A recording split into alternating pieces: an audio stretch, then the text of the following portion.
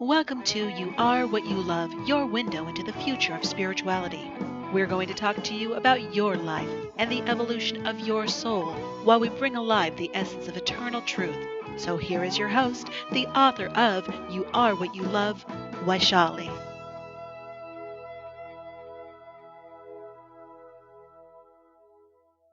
Welcome to another exciting episode of You Are What You Love.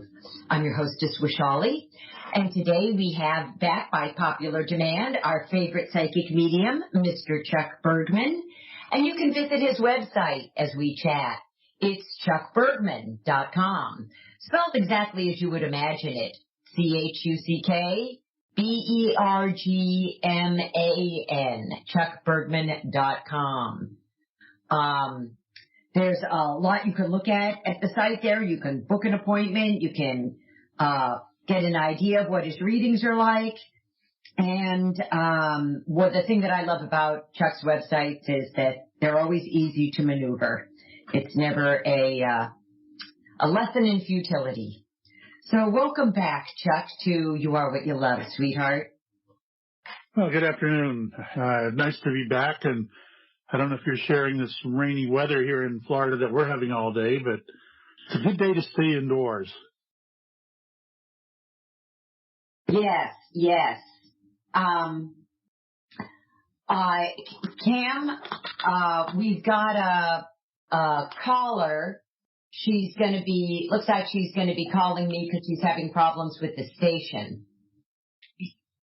Yes, there was no answer. So, okay, here she is. Oh, that's okay, I got her. Miss Tammy.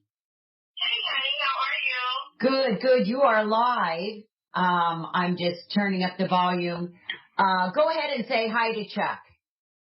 Hi, Chuck, how are you? Good, and was it Tammy with a T? Tammy with a T, yeah, can you hear her, Chuck? I can. Sounds a little distance. Well, she's on the other side of Florida from you, so that. Okay. And Tammy, you are our first caller, so the wonderful thing about the first caller is that you have an unlimited amount of time because we have the whole show in front of us. But it's also a wonderful learning opportunity for the people listening to understand what it's like to get a reading and how it works. So I'm going to go ahead and pass you on to Chuck and let you guys do your thing. All right, great, thank you. Okay, Tammy, I'll let you go ahead. For the radio show version of it, I'd like to know what it is you would like from the reading. What are you looking for? I'm trying to reach out to my old boss. Okay. Just so I can slowly get acclimated here. How long is it since he passed away? It's been a little over a year. Okay, that's pretty recent. So I got to ask, are there children involved in this conversation, or would he have reason to talk about a young child? He does have a young child, yes. Okay, because I'm getting a reference to that right away. Like that would be something very monumental to him. I can't think of a polite way to put this. You have to be honest with your answer, and it might be being given in jest, but was he not very attractive? Okay. No, that's a question. He's asking that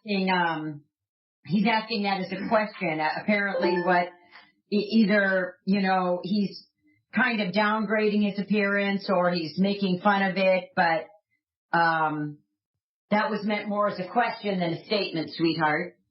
Okay, a question as towards Walter. him? Yeah. Yeah.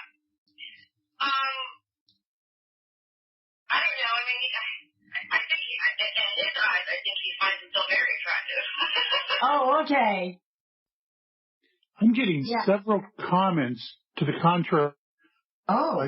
Almost like I'm a beast or I'm ugly or I'm whatever. And it could be a metaphor. Did he do anything bad at the end of his life? Not that I know of. Yeah, why the negativity from him? Is it a joke? Is it and we don't think of them as joking around, but they do. And he basically made me feel right away that he was very, very unattractive. No, I mean, he did, I mean, to me, I mean, he worked out a lot. He kind of, maybe he thought himself to be that way. I think it might be a joke based on what the shop is and what it does, and that I don't know if you want more details, Chuck, or Yeah, go ahead. We can clear this one up right now. That would be better than leaving it a question mark. Sure. He owned a beauty shop, hon, a beauty parlor. That's it. That's got to be it. Yep, because that's what started up. He made people beautiful. Absolutely, and it was the way he said, "I'm a beast," or "I'm disfigured," or whatever. It was like a feeling of, why are we talking so negative here? Why would someone have to admit to not being very attractive and all? But I guess he's got a good sense of humor, and that's what's popping through already. Yeah, I think he's meaning it as sarcastically. Yeah. Yeah, because he has a great sense of humor. Yeah, he did. He's using it on me right now, and I don't like it when I'm the brunt of the joke, but it happens. So, and we don't think of him as. He's handing money over to you, Tammy. What does that mean? I'm just going to leave it at that. I just saw him with money in his hand, handing it to you. Well, I think that I rent a chair from him, and he gave me a really good price on it, and it was a matter of just he was just a giving person, always giving. Okay, and it could be an overall statement too that he did give to people, and the way to show that would be a hand with money in it, and I see it being put forward as if handing the money to you, but it could be money in general that are helping people. I kind of get the gesture. He's letting me know even this is new to him, so he's having fun learning it. Now I want to talk to you real quick about, he's talking about the waterways. So it's not like I don't want to just talk about like a river or a creek or whatever, but multiple waterways. Do you know what he's talking about with that? Well, I don't know, but it could be that for this past year, the water on my side of the shop has not worked very good. Oh. See, here I am thinking literal, like, the rivers or whatever. But if the water, and even though he's in spirit, he's going to know about that. He's going to hang around the shop. That kind of makes sense to me now. Water's working in parts of the shop, but not the other part. But as I'm seeing the water flow in many directions, I'm not seeing where the water is not flowing. So I kind of didn't understand, what he was showing me. Yeah. And what that is more, Tammy, it is proof that his spirit is around the people that he loves. It's around the shop. And that's what he's trying to get across with that. I feel like someone put a photo up or a picture or a frame picture. I feel like now he can be seen. Yeah, so our picture's up, and then there's a picture on my station as well. Oh, nice.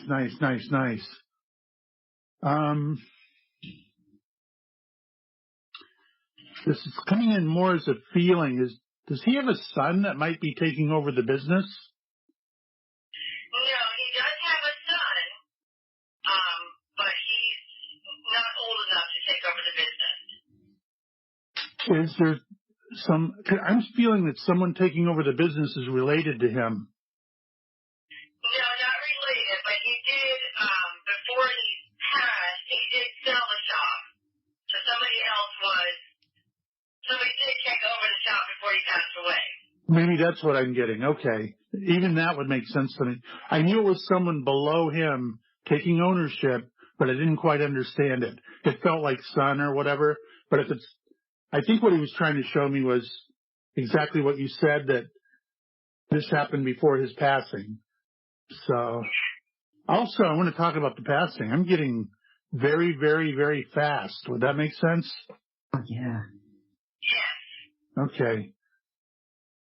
I'm just going to say it, and it's a little hard to hear, but I'm going to do it anyway, because sometimes I trust that if they show it to me in the fashion they do, then they've already filtered it. They know if it's okay for you to hear it. But he said it was like a sword going through the heart.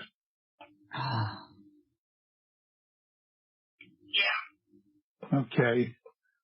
Kind of graphic, but, you know, I want to let you know, too, that sometimes in doing stuff like that, it's a shock to him. You know, one minute you're here, the next minute you're on the other side. But it's also very healing for him now to be able not only to reconnect with you, but to even tell you what it felt like. And, you know, it's very traumatic to him. You know, that's the way his life ended. And to get to speak it can be very helpful to him, very healing. So we're helping him on the other side, and I hope he's helping you on this side as well. It's funny how it's a two-way door. Yeah. Yes, it is. All right, let's see where he wants to go next. The way I'm feeling this, it looks like you almost walked out, you almost stopped, and you did not. You almost quit the company. Is that true?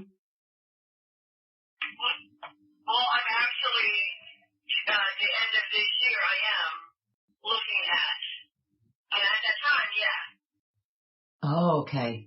Okay, well, he's obviously aware of it, and he's giving me a feeling of maybe it is time for you to do that, and there are better things ahead. That's what he's telling me. And no matter where you go, no matter what you do, he wants to give you love and hugging you and all of that stuff in support. No other way to put it. So I've got a crazy little, and Washali will tell you, I love the crazy oddball validations, but are you going to have the engine in your car checked because it's making noises? Yes, I will. Is it making odd noises like a clanking or like a piston sound, something like that? Yeah, and it's actually time for me to get a car check. I should have anyway.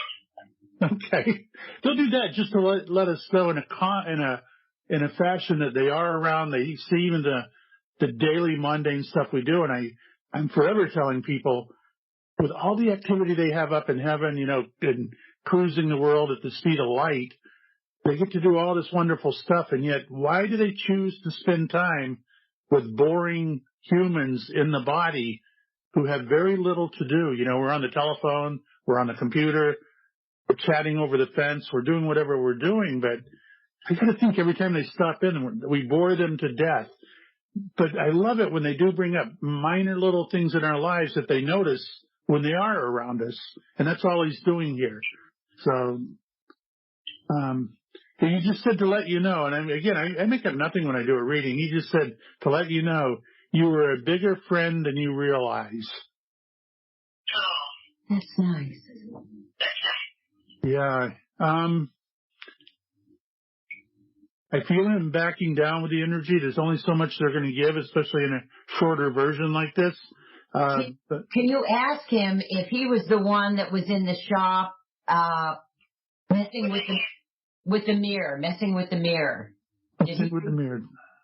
Did he leave a message for the ladies on the mirror?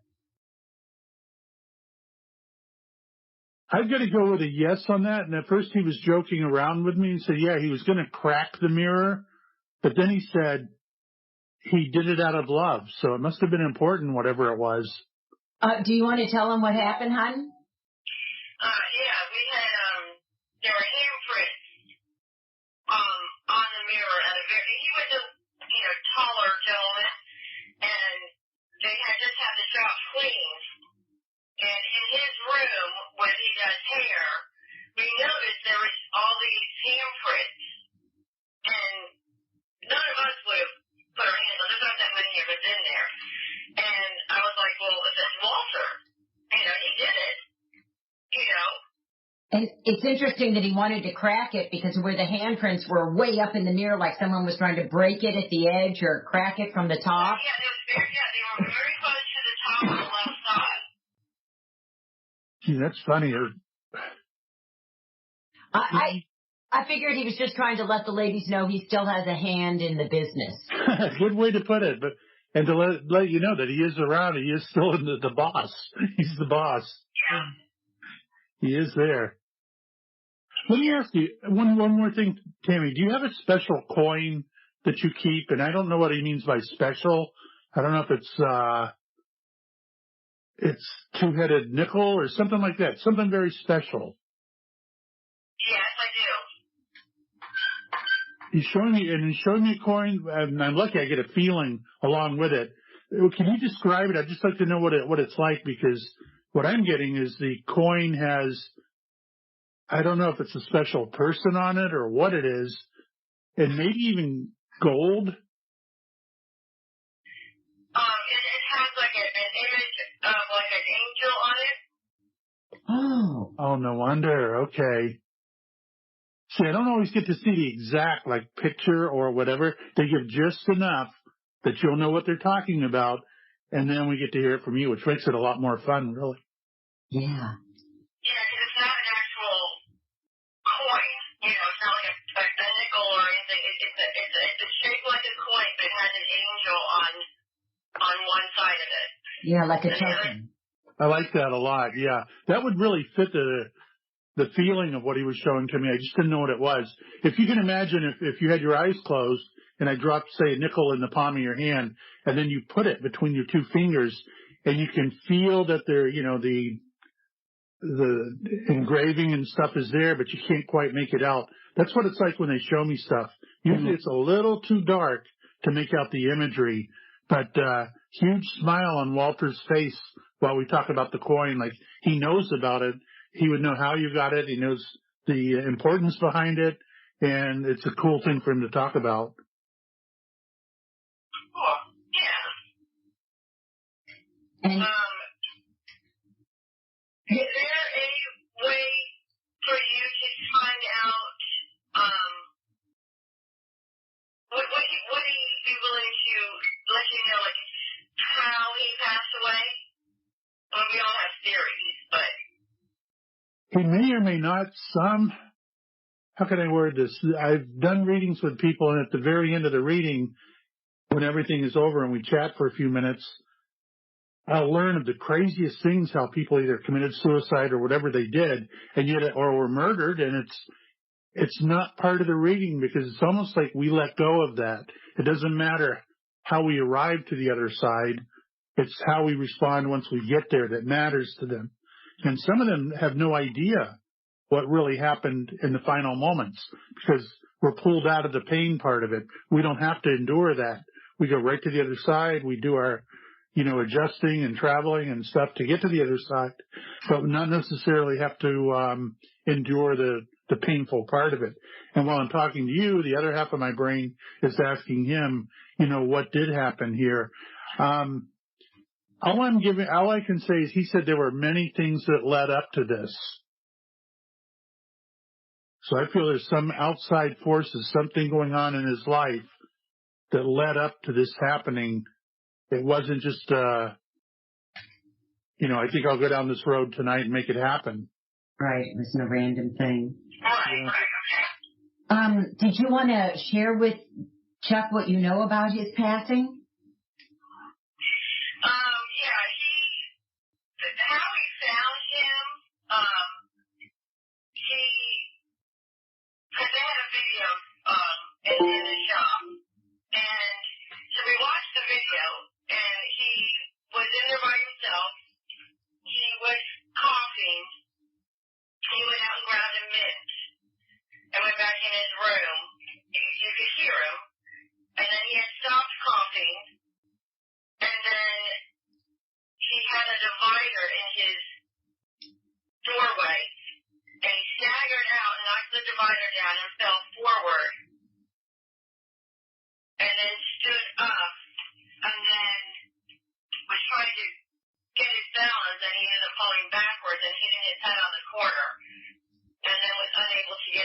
there, and that's how he was found. Oh, wow. Yeah, so you can see there's a lot of confusion about. Maybe that's what he's talking about, the different things that happen. It wasn't just one simple thing that Right. made this happen. It almost sounds like choking or something like that. You know, it almost sounds like. But, when I heard about the sword through the heart, I was wondering if the coughing was the beginning of some kind of, a cardiac, problem. And if, they didn't know if he got the mint stuck in his throat or, there's great room for misinterpretation.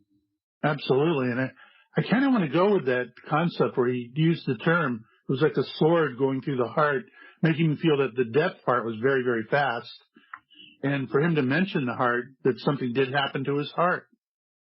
Yeah. I'm wondering if the coughing was just the beginning of some kind of cardiac arrest, and because of the way that the lungs and the heart have that symbiotic relationship, if there's something going on there, I could see why it's going to affect his breathing.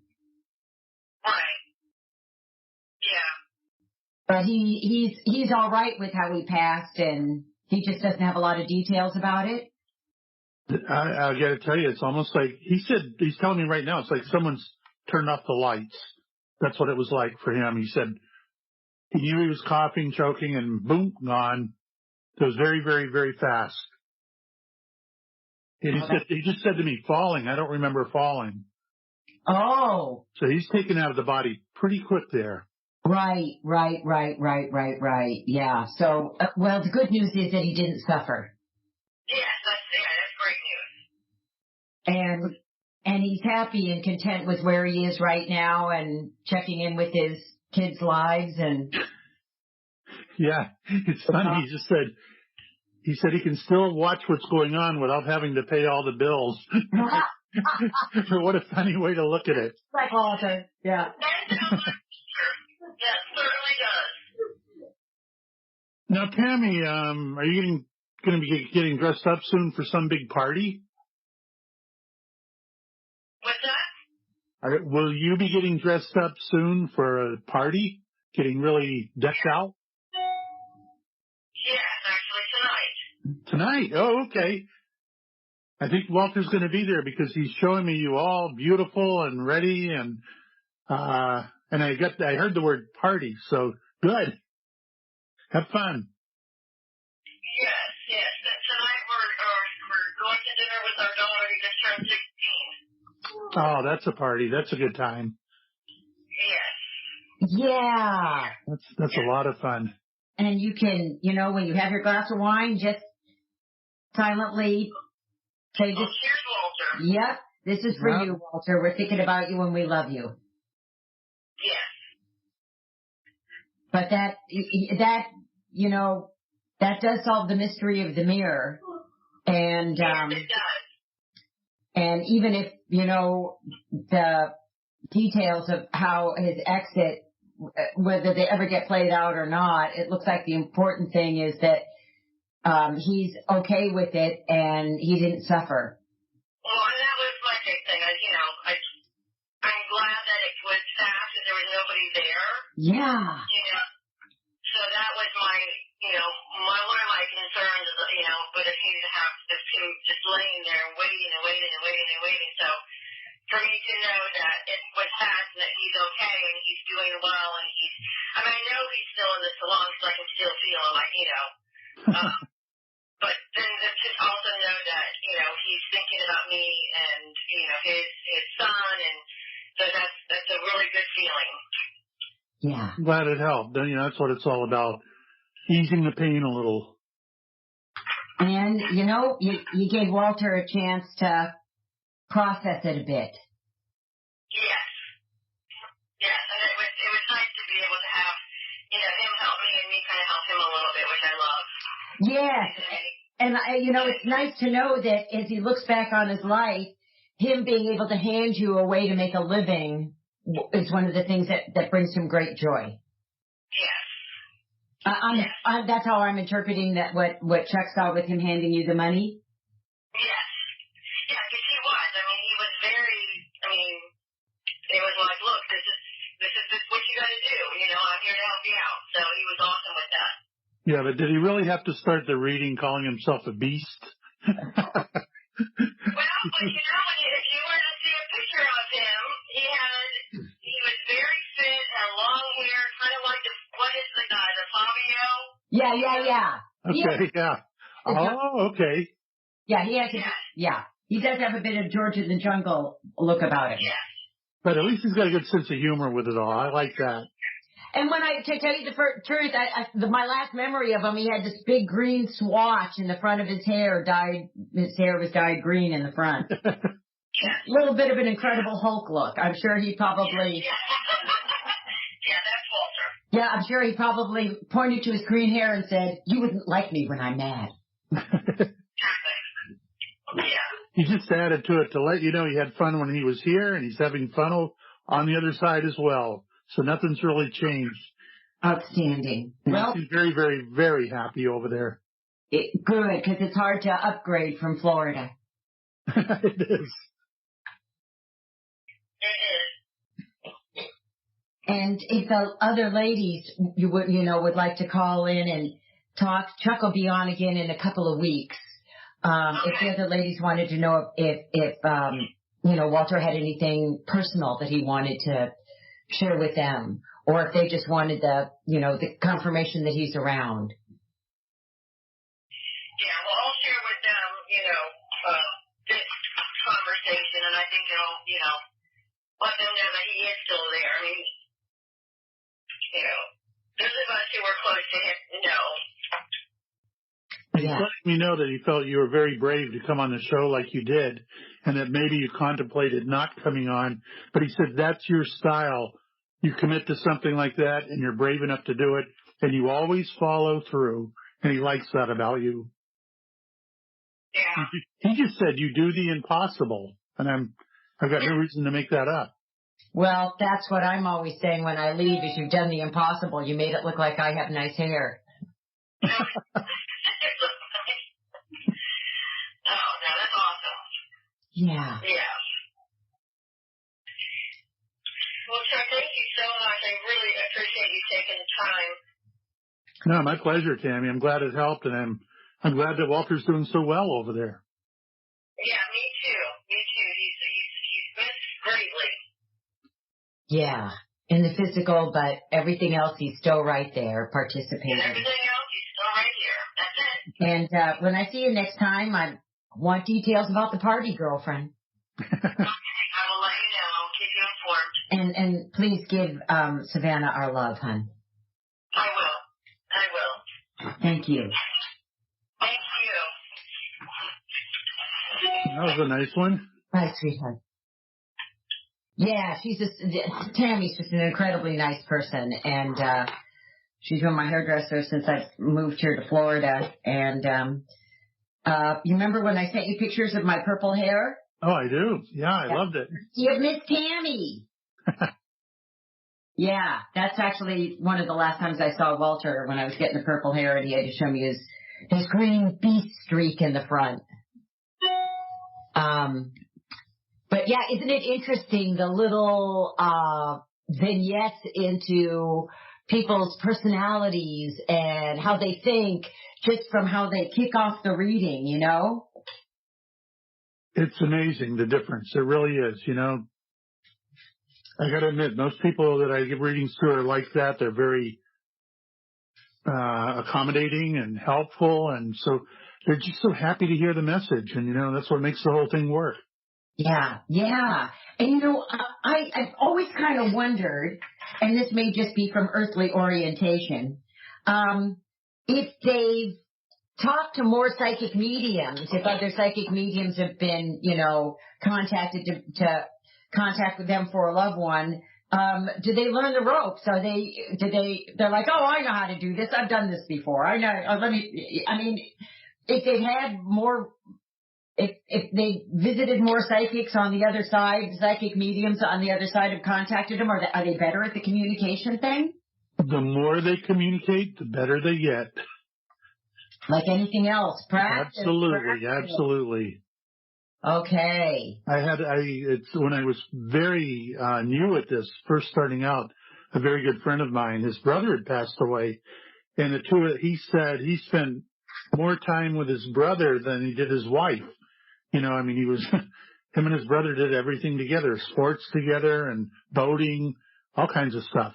So, when his brother died, my friend was having a real hard time with it, and asked him if we could do a reading, and he'd never had a reading before, and his brother in spirit had never done a reading.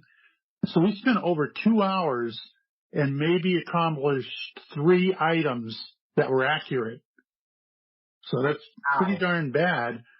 And my friend, his name is Bob, a couple of weeks later, he said, hey, can we try that again? So then within an hour, we got maybe 10 items. I thought, wow, that's pretty good. And then I'll never forget this. We're probably a month went by, and now we've gone into maybe 3 attempts to contact his brother. Now it got to the point where I was outside doing some hammering, doing some work, and I started laughing, put my hammer down, went in and called my buddy up and said, what are you doing? Did you just put a turkey in the oven? Now he lives in another city away from where I lived. And he started laughing. He said, I don't know what I'm doing today. He said, I'm doing mashed potatoes. I'm homemaking everything. I'm making like a Thanksgiving meal, even though it's not Thanksgiving. I don't know what got into me, but it was his brother that was showing me all of this stuff. And I had to stop working on the project I was doing to go in and call my buddy. And I said, it was like you open an oven door and all the heat comes out and hits you in the face.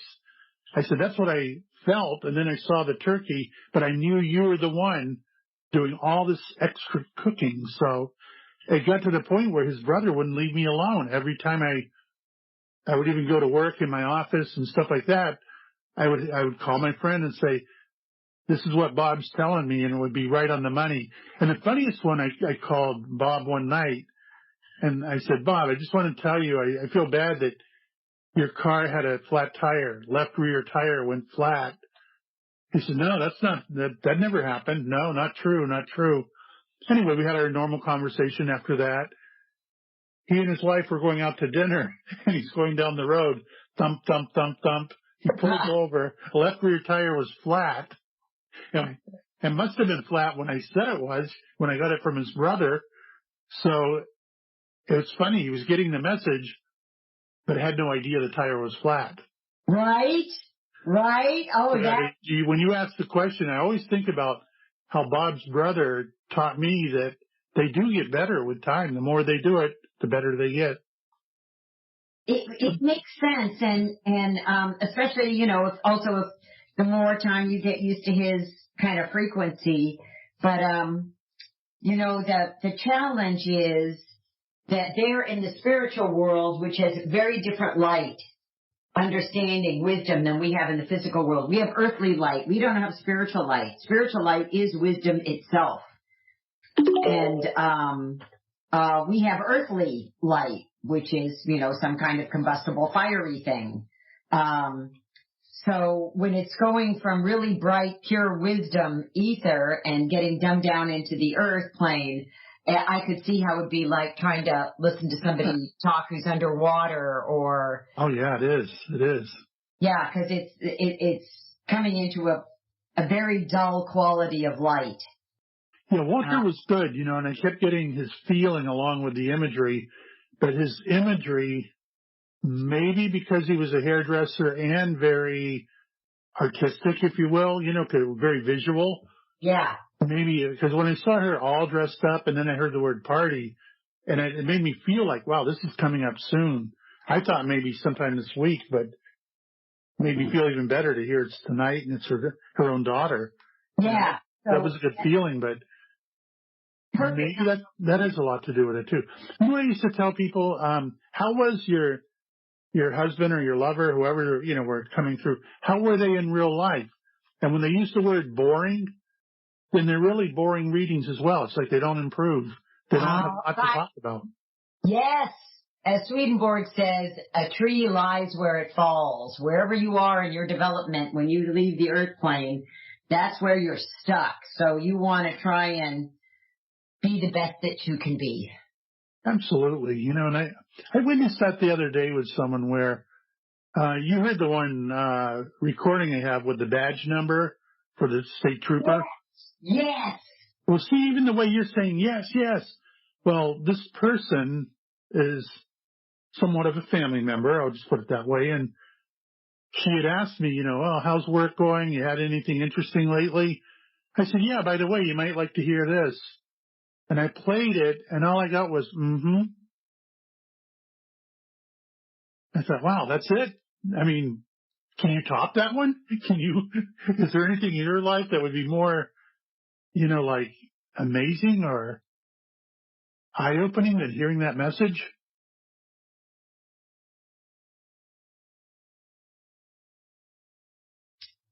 Yeah. So people are funny in how they respond to stuff. Yeah. There's just so much baggage too. I think, you know, because if that were me and I weren't into the mediumship at all and maybe didn't understand the afterlife, and then I meet you and then you played that for me, I'd be bursting with questions or like, no, that can't be real, or, you know, let me hear that again, or Yeah. something, you know, something more than, oh, nice, you know. Yeah. Yeah, but this last one that he gave her was the perfect confirmation, because not only was it something obviously in her immediate life that he couldn't have known about it over a year ago when he died, and it was very, very personal because it was her daughter's birthday. So it was a, you know, very concentrated, deliberate confirmation. I like that too, yeah, and a lot of them come through like that. But yeah, clearly not. But again, it's the way you want to look at it, you know.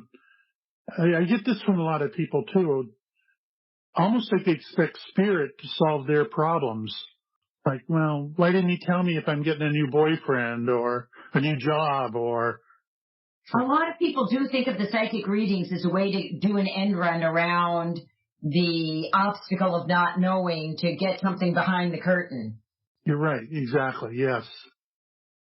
And speaking of that, since this, well, I had a question for you. I was just wondering about, just because it's a topic we've talked about, and I didn't know if you had any psychic hits on it. So you had said something to me once about, you know, you must get a good feeling when you help people. And I said, yeah, but that's not always how it's reciprocated. That there's like a 60-40. 60% of the people are grateful. Wow. And 40% of the people want to take you out at the knees. Well, there's someone here, a neighbor, that moved in as a single parent, and she needed help making the rent. When she first moved in, she was making stupid choices. She rented her garage to some guy while she's got a 17-year-old daughter and a 4-year-old daughter in the apartment, letting him live in the garage. And I'm like, what are you thinking? So she said, I need him to live there to pay the rent. So I said, get rid of him and I'll subsidize it, but this guy needs to get out. What are you thinking? So I helped her with her rent the entire time she lived here. A lot of food, a lot of gift cards. She has, over the last year, known some things. She was going to get married, but she didn't tell me until the last minute because she needed somebody to pay for the wedding food, and she was afraid if she told me ahead of time, I'd stop helping her with the rent because her fiancé should be taking over this job, not me. And she didn't want me to know, but she needed help paying for the wedding food. So she told me about a month before she got married, oh, by the way, this is happening. Yeah, like you didn't know 6 months ago. Yeah. And then, she said, I know you're ordering some stuff and you don't have a lot of room in your garage. I don't park in my garage. Why don't you just take all the stuff that you're ordering and just store it in my garage? I got plenty of room. Not telling me she's planning on moving. And then when I wasn't looking, she packed it all up in the van and shipped it out and took it all. Oh, your stuff? Yep. So I'm thinking good things aren't going to be happening to this lady. And what was weird, I'm reverse engineering it, Chuck, and it started out where, all of a sudden she had this interest in Texas and what was going on in Texas and moving there. And I was saying, this is like not a good time to move. Why are you, what's going on? She said, well, you know, Jason, I didn't know at that time it was her fiance, now husband. His mother has a restaurant there and she needed me to come down and balance her books. And so after she went down and saw that mom has her house and a restaurant, she came back really excited to marry this guy. Now they're moving off to Texas to move in with mom and run the restaurant. I don't think it takes a brain surgeon to see that once she gets there, she insists that her husband puts their name on the title because mom is too old. What if something happens to her? And then a year or two later, when she's bored with the guy, she gets half of everything. I don't know that that's going to happen. I'm just looking at the shadows on the back of the cave wall and making a prediction. That's a good way to put it. Wow. And I'm with you on where she took all that property, you know, and you could easily take out charges on her for that, and I'm sure it would stick. You know, there's enough evidence there. I'm sure you have receipts and all that, and she could be charged with the theft of it. Yeah, I'm not sure that's the way to go. I'm with you. You know what I see? I'm with you that these things have a way of working themselves out. When you do bad and evil, then you've got to live with it. And it's going to come back to her. The reason I'm hesitant is there's a little kid involved here. Yeah. There's a teenager, anyway, but there's a daughter that's involved, and I'm hesitating, because I don't know how it would certainly send a message to her, but I don't want the kid to end up collateral damage. And, you know, it's going to come down to, I said, she said, sure, she's got the receipts, but she gave it to me. Now she's saying that she didn't. And then her family will step forward and say, no, we saw her give it to us. Now she's lying. And it just seems for all the time and effort to pour into doing it that way, it's just going to stir up a lot of nastiness. Mm-hmm. And I don't know that it would resolve anything. And I'm not sure that I don't want the kid to get hurt getting at the mom. Yeah, I agree. I see that. And while you're talking, it's usually when I start getting a little more information. I doubt that there will be a wedding. I'm getting the fiancé. Oh, they're already married. They're already married. Well, I get him backing out. So whether he gets an annulment or something like that, or just a divorce, I'm getting a negative on it. And I'm also getting this. She will also, when all of that ends and she's got nothing, she's going to come after you again looking for a handout. Oh, I know. My guess is that her oldest daughter, who's about 19, 20 now, who still is in this town, she's staying while mom moves to Texas. She's going to send the daughter over to try and do reconnaissance on me. So as soon as I see the daughter, I know that she's trying to get her foot back in the door. Yep, and she will be. Oh, I'm getting the husband's going to leave. You know, he's going to back out. That's what I'm getting, backing out. And I didn't realize they were already married. But it doesn't take long to catch on to someone like her. He was unwilling to look at what she did to us. Unwilling. And I just thought, I can't connect the dots for you if you were unwilling to look at the red flags. And he's a young guy. This is his first marriage. He's in his late 20s.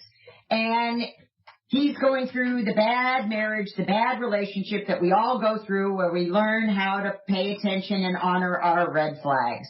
This is going to be his red flag. Feel bad for the guy. Mm-hmm. I think we were all that stupid at one point, and we all lived, so I trust he'll get what he needs to out of it.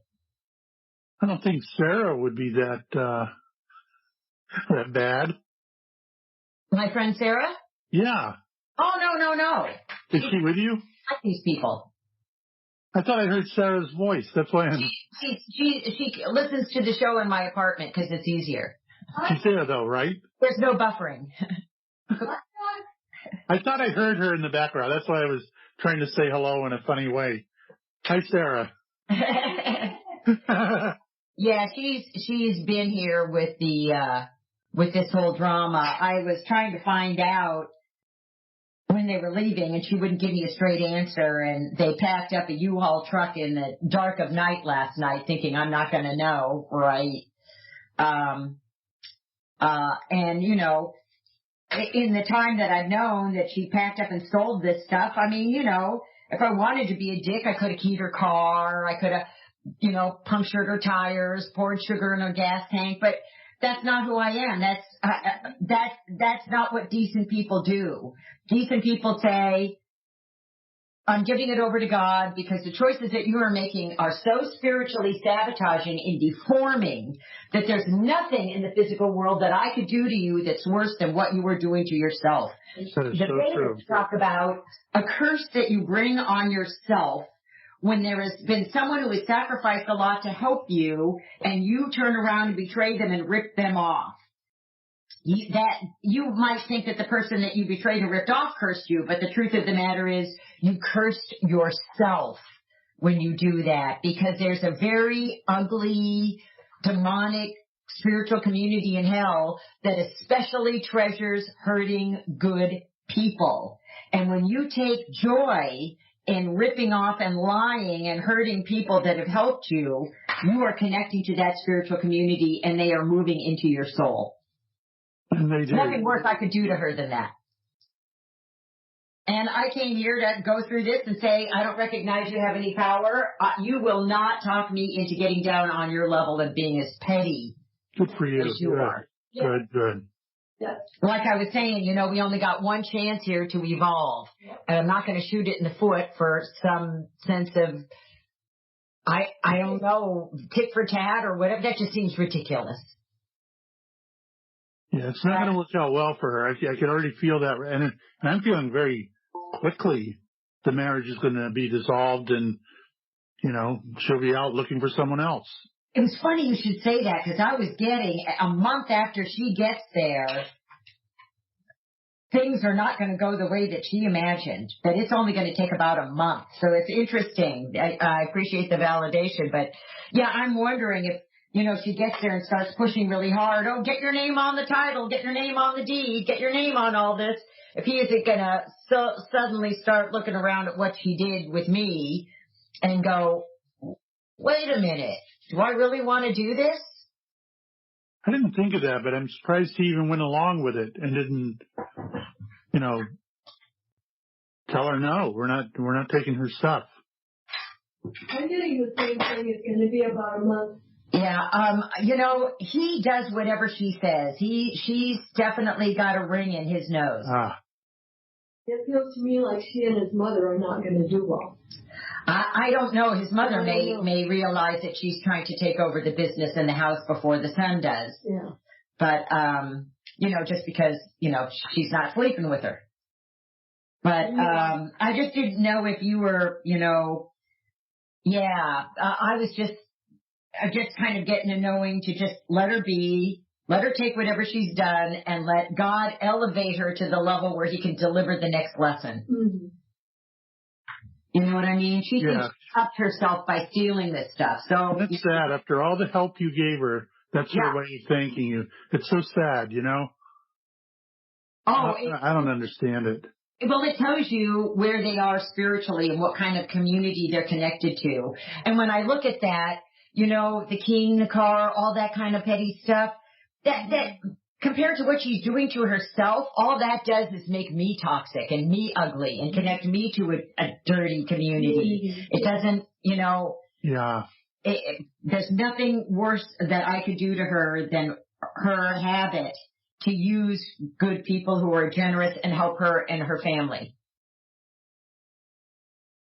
Yeah, and bad things come to bad people. I just went through a real tough one with my son, Jonathan. He was visiting, he's got a new girlfriend this year, his first girlfriend. And, you know, as you know, he's 17 years old. But apparently he was visiting at his girlfriend's, home, and the neighbor was out in the yard screaming and yelling. And I don't even want to be as graphic as what really happened, but the lady next door was mad because one of the local kids was shooting her cat with a pellet gun. Oh. And I'll just say it hit, whether it was intentional or not, put the eye out on the cat. God. Really severe injuries. So anyway, the owner of the cat and the other kid's mother somehow got into a fight. And what happened was one of the two women ran inside and got a huge carving knife and came out and was on top of the other one ready to, stab her. So that, things were getting a lot worse. Oh, and Jonathan, he jumped into the fight and kind of grabbed the knife and threw it over his shoulder to break up the fight, so there wouldn't be a stabbing. And thank God someone was videotaping it, because you never know how those things will turn out. But because he took the knife out of the hand of the woman, there were 3 boys that wanted to be the hero for the woman with the knife. So they attacked my son for pulling the knife out of her hand. And he ended up in the trauma unit all night. Oh, no! Yeah, at the local hospital with, head injury and a couple of things like that. Oh. But it was the same idea when he and I were talking about it. Like, he was thinking, like, how can I get even? I said, you don't have to. God will take care of it. When you do an awful thing like they did while you prevented someone from going to prison for stabbing and maybe saved another person's life all at the same time. I don't recommend jumping in and being the hero every time. Right. But, even on camera, he didn't do it right away until it was getting out of control with the knife. And he saw an opportunity to grab the knife off the one lady while the 2 of them were fighting. So he did. He took the knife. And then as he did that, 3 guys jumped him. Yeah. I said, wow, what a lesson to learn, though. That was the hand of God who he's able to help those men. Yeah. And, they were doing evil things to the cat. And that should be an arrest for cruelty to animals, Oh, yeah. I know it's still under investigation. The detective division called me already about it to get more information. So I don't know where they're going to go. So far, 1 arrest only, and that would be the lady with the knife, because they've got her on video, right. In a weapon. Like posture. So, but bad people out there, no doubt. Yeah. Give Jonathan our love, sweetheart, and thank him for doing the right thing and passing the Socrates test and doing the right thing. Yeah. Well, I was a little disappointed in him at first. I said, what are you, Rambo or something? What's going on here? When I first heard the story from him and a couple of people, and then when I got to see the video on it, it was just the opposite. So. Yeah. He was just an intelligent person going, this is out of control. If I have an opportunity here to keep something really bad from happening, and he took that. Not to mention the gun situation today. That's all you need is someone to come out of the house with a gun, and right. That's how quickly things go bad, so. It's at the end of the show, and I was kind of hoping we'd hear from Linda. Linda, if you listen to today's show, we'd love to hear you when Chuck comes on again in a couple of weeks. And believe it or not, we're down to our last 30 seconds, hon. I've enjoyed it. I'm glad that we talked to Tammy and Walter. That was a lot of fun. It was, yes. And thank you, Tammy, for calling. And I want to remind our listening audience, you've been listening to Chuck Bergman. His website is chuckbergman.com. ChuckBergman.com. Chuck, we'll do it again in a couple of weeks. I hope so. Looking forward to it. Until then, rock on, babies. You've been listening to You Are What You Love with author Vaishali. To order Vaishali's book, You Are What You Love, or to schedule a private self-emergent session with Vaishali, visit youarewhatyoulove.com.